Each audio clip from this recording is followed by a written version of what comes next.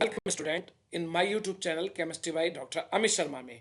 तो आज हम यूनिट 4 का एक बहुत ही इंपॉर्टेंट टॉपिक जिसको ज्यूलाइट मेथड बोलते हैं हम उसको करने वाले हैं।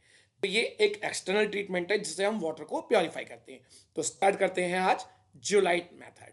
ज्यूलाइट method is also known as permutit method.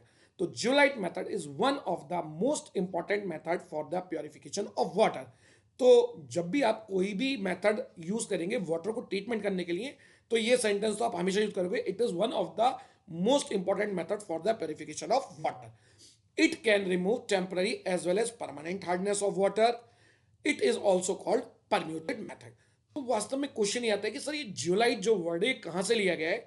It is taken from the Greek word zein and lithos which means boiling stone. तो the word zeolite is taken from the Greek word zein and lithos which means boiling stone. इसका मतलब हमारी nature में earth crust के अंदर कुछ ऐसे sodium aluminium silicates होते हैं जो वाटर को प्योर करने की पावर रखते हैं। तो इसीलिए हम इनको क्या बोलते हैं, boiling stones. Zein zein lithos which mean boiling stone, और इसी से का नाम पड़ गया जियोलाइट। तो वास्तव में इसका केमिकल नेम क्या होता है और मॉलिक्यूलर फॉर्मूला क्या होता है, तो 2 मार्क्स का क्वेश्चन इस वाले पॉइंट पता है। What is the chemical name and molecular formula of zeolite. तो zeolite are hydrated sodium aluminium silicate and the molecular formula of zeolite is Na2O.Al2O3.XSiO2.YH2O. It means hydrated sodium aluminium silicates. तो hydrated sodium aluminium silicates को ही क्या बोलते हैं हम, zeolite, where X equal to 2 to 10 and Y equal to 2 to 6। आगे बात करते हैं कि कितने तरह का होता है। तो generally zeolites can be divided into 2 parts. Number 1 natural zeolite. The zeolite which is obtained from nature is called natural zeolite. It is non-porous green sand. It is more durable, and the molecular formula of natural zeolite is Na2O.Al2O3.2SiO2 and .3H2O। यानी कि जो हमने common zeolite का formula पढ़ा था उसमें x की value यदि मैं 2 कर दूं और y की वैल्यू 3 कर दूं तो ये नेचुरल जियोलाइट का फॉर्मूला बन जाता है। तो आगे बढ़ते हैं, synthetic zeolite. The zeolite which is synthesized in laboratory is called synthetic zeolite. It is prepared by mixing sodium meta-aluminate, aluminum hydroxide, and silica. Synthetic zeolite is highly porous in nature, so it have higher exchange capacity per unit weight. तो अब question कई बार ये आ जाता है कि between natural and synthetic zeolite which one is better and why. तो synthetic zeolite is better because due to its highly porous nature and it have high exchange capacity per unit weight. तो इसलिए हमेशा synthetic zeolite better होता है then natural zeolite के। अब क्या करते हैं कि इससे हम किस तरीके से ट्रीट करेंगे, तो क्या प्रोसेस होगा, जियोलाइट प्रोसेस वास्तव में क्या है। In this process hard water passes at a specific rate through a bed of active granular sodium zeolite present in a zeolite softener. All the calcium and magnesium ions are taken up by zeolite and converted into insoluble calcium zeolite and magnesium zeolite, while outgoing water contains equivalent amount of sodium salt। तो इस process के अंदर हम क्या करते हैं, hard water को zeolite softener के अंदर से पास कर देते हैं, जिसके अंदर जियोलाइट की बेड लगी होती है, एक्टिव ग्रेनुलर जियोलाइट, जो क्या काम करता है, कैल्शियम और मैग्नीशियम की टेम्पररी और परमानेंट हार्डनेस को रिमूव कर देता है और खुद कन्वर्ट होता है कैल्शियम जियोलाइट और मैग्नीशियम जियोलाइट में, और बाहर जाने वाले वाटर के अंदर उतनी ही क्वांटिटी में सोडियम सॉल्ट आ जाते हैं। तो in general sodium zeolite is represented by Na2Z। तो सोडियम जियोलाइट को हम पूरा फॉर्मूला के एक शॉर्ट में रिप्रेजेंट कर सकते हैं Na2Z ड्यूरिंग केमिकल रिएक्शन। तो कैसे कहते हैं, the chemical reaction taking place are as follows. तो कई बार क्वेश्चन आपका जो आता है वो केवल केमिकल रिएक्शन क्या आएगा, write the different chemical reaction taking place in zeolite process. तो the chemical reaction taking place are as follows, one by one. It can remove temporary hardness of water. तो सबसे पहला क्वेश्चन आता है कि temporary hardness water की किस वजह से होती है। It is due to calcium bicarbonate and magnesium bicarbonate. तो दोनों को कैसे रिमूव करेंगे, calcium bicarbonate on reacting with sodium zeolite. देखो क्या हो गया, यहां पे डबल एक्सचेंज रिएक्शन हुई है, डबल डिकम्पोजिशन। तो कैल्शियम बाइकार्बोनेट ने जब सोडियम जियोलाइट के साथ रिएक्शन की तो ये जियोलाइट वाला कैल्शियम के साथ चला गया, कैल्शियम जियोलाइट का पीपीटी बन गया, और ये सोडियम और दो बाइकार्बोनेट आपस में सोडियम बाइकार्बोनेट की फॉर्म में बाहर चले गए आउटगोइंग वाटर के साथ। Similarly magnesium bicarbonate on reacting with Na2Z तो ये मैग्नीशियम का ज्यूलाइट बन गया और सोडियम का बाइकार्बोनेट उतनी अमाउंट में बाहर निकल गया। तो इसने टेम्परेरी हार्डनेस को रिमूव कर दिया। अब ये परमानेंट हार्डनेस को भी रिमूव कर सकते हैं, तो उसको देखते हैं। It can remove permanent hardness of water. अब permanent hardness of water calcium chloride, magnesium chloride, calcium sulphate और मैग्नीशियम सल्फेट की वजह से होती है। तो इनको कैसे रिमूव करता है, वन बाय वन देखते हैं। Calcium chloride on reaction with sodium zeolite converted into calcium zeolite and sodium chloride. क्यों, कैल्शियम ज्यूलाइट का पीपीटी होता है इसलिए डाउनवर्ड्स एरो दिखा दिया। Similarly magnesium chloride on reaction with sodium zeolite is converted into magnesium zeolite जो PPT होता है, और इक्विवेलेंट अमाउंट 2 NaCl बाहर निकल जाता है जो वाटर में चला जाता है।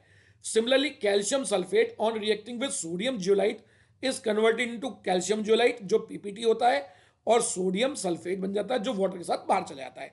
Similarly we can react magnesium sulphate with sodium zeolite जो मैग्नीशियम का ज्यूलाइट बनाएगा जो पीपीटी की फॉर्म में नीचे बैठ जाएगा, और सोडियम सल्फेट जो वाटर के साथ बाहर चला जाएगा। तो इस तरीके से ये टेम्परेरी और परमानेंट दोनों हार्डनेस को रिमूव करता है। और ज्यूलाइट कभी कभी क्या करता है, ये जो मैग्नीशियम बाइकार्बोनेट और आयरन बाइकार्बोनेट की इंप्योरिटीज होती है इनको भी ये रिमूव कर सकता है। Small quantity of ferrous and magnesium bicarbonate may also get removed by zeolite method. तो इनकी रिएक्शनों को भी हम देख लेते हैं, पर आपके पास ये चॉइस होती है कि आप इन वाली रिएक्शनों को दिखाएं या ना दिखाएं। तो टेम्परेरी की 2 रिएक्शन, परमानेंट की 4 रिएक्शन और रीजनरेशन की 2 रिएक्शन जो आएंगी वो जरूर दिखानी है। तो ये आपके पास चॉइस होगी, यदि आपको याद हो तो बताएं, नहीं तो रहने दें। तो क्या होता है, iron bicarbonate on reacting with sodium zeolite is converted into, देखो FeZ, बिल्कुल, और 2 molecule of sodium bicarbonate. FeZ क्या होता है, पीपीटी होता है, नीचे बैठ जाएगा। Similarly manganese bicarbonate on reacting with sodium zeolite is converted into manganese zeolite and sodium bicarbonate, क्योंकि मैग्नीज ज्यूलाइट पीपीटी होता है, नीचे बैठ जाएगा। अब रीजनरेशन कैसे करेंगे, रीजनरेशन की रिएक्शन बहुत इंपॉर्टेंट होती है। When the zeolite is completely changed, क्योंकि जब आप वाटर प्योरीफाई कर रहे हो, हार्ड वाटर डाल रहे हो और यहाँ ज्यूलाइट है, तो ये कैल्शियम और मैग्नीशियम को ट्रैप कर रहा है और बाहर सॉफ्ट वाटर जा रहा है। तो कैल्शियम ज्यूलाइट और मैग्नीशियम ज्यूलाइट जब बन गया, तो ये फिर इसको क्या करना पड़ेगा, रीजनरेट करना पड़ेगा। तो when the zeolite is completely change into calcium zeolite and magnesium zeolite, then it can be regenerated and reused by treating it with a 10% sodium chloride solution. और 10% सोडियम क्लोराइड के एक्वस सॉल्यूशन को बोलते हैं हम brine solution.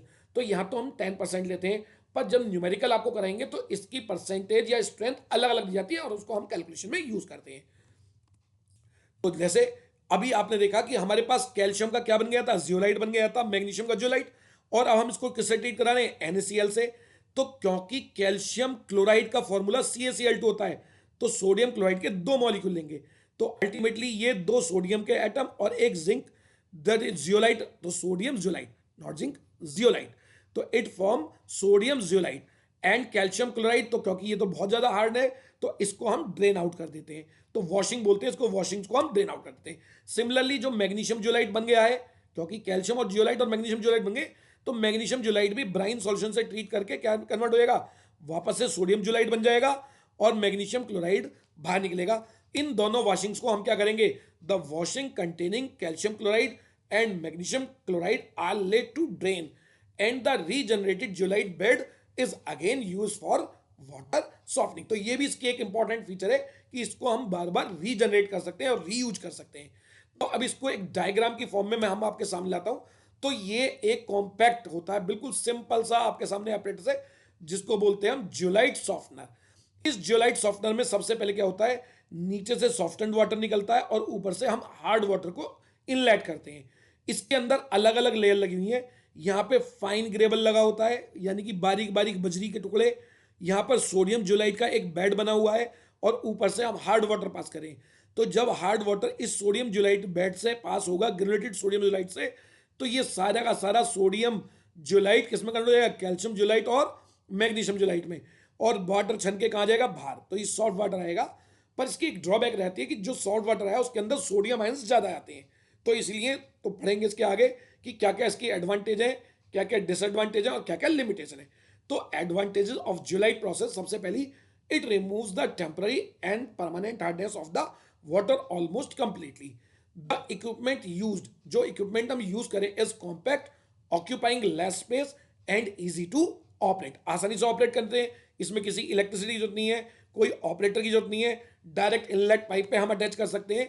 तो it requires less time for softening, it starts automatically and not need electricity, the plant can be installed in the water supply line itself, यानी कि direct जो hard water है आप इसके अंदर पास कर दो और नीचे से क्या कर दो, सॉफ्ट वाटर लेते रहो। तो इसका मतलब यहां पे किसकी कॉस्ट डिक्रीज होएगी, पंपिंग, यहां कोई पंप करने की जरूरत आपको नहीं पड़ेगी। अब इसकी कुछ डिसएडवांटेजेस भी है जुलाइट प्रोसेस की। डिसएडवांटेज क्या है, the outgoing water contains more sodium salt, क्योंकि जो आउटगोइंग वाटर है उसके अंदर ज्यादा सोडियम आ गया है, तो वो हमारी बॉडी के अंदर सोडियम पोटेशियम जो पंप होता है उसको इम्बैलेंस कर सकती है। Second one, this method only replace calcium and magnesium ions mostly. It cannot remove acidic ions. It cannot remove highly turbid water. क्योंकि हाईली टर्बिड वाटर का मतलब क्या होता है, जिस वाटर के अंदर धुंधलापन ज्यादा हो, टर्बिडिटी का मतलब धुंधलाहट, यानी कि यदि मैं किसी वाटर के अंदर मिट्टी डाल दूं तो उसकी ट्रांसपेरेंसी कम हो जाएगी, जितनी ट्रांसपेरेंसी कम होगी उतना वाटर टर्बिड होगा।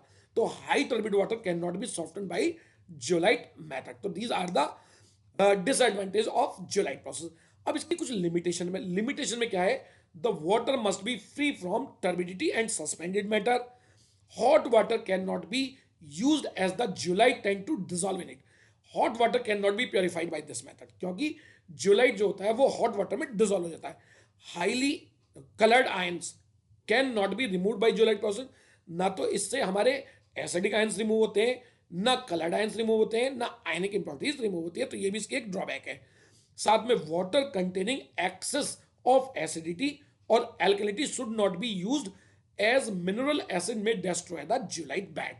तो ज्यादा एसिडिक वाटर होगा या ज्यादा अल्कलाइन वाटर होगा उसको भी हम इससे प्योरीफाई नहीं कर सकते, क्योंकि ये एसिड जो होते हैं मिनरल एसिड्स वो क्या कर सकते हैं, वो जियोलाइट को डिस्ट्रॉय कर देंगे, वो उसके साथ केमिकल रिएक्शन कर लेंगे। तो इस तरीके से आपने आज देखा कि हमने जियोलाइट मेथड की कुछ केमिकल रिएक्शन पढ़ी। तो मोस्टली तो इसका या तो पूरा प्रोसेस आता है, तो पूरा प्रोसेस में तो आप एक्सप्लेन करेंगे सारा, और मैक्सिमम जो इसके आता है केमिकल रिएक्शंस। तो जब भी केमिकल रिएक्शन करें तो आप उसकी टेम्पररी, परमानेंट और फिर रीजनरेशन की जरूरत है साथ में।